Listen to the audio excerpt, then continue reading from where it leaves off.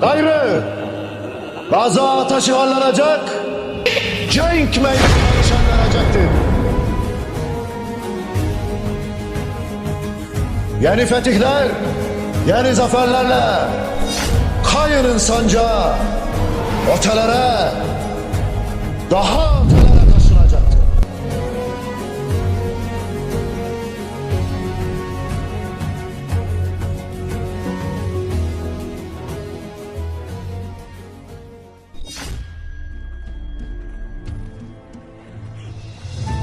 Benim ardımdan ağlamayacaksınız. Umutsuzluğa kapılmak yok. Ben ölsem dahi benim ardımdan ebed müddet sizler davama devam edeceksiniz.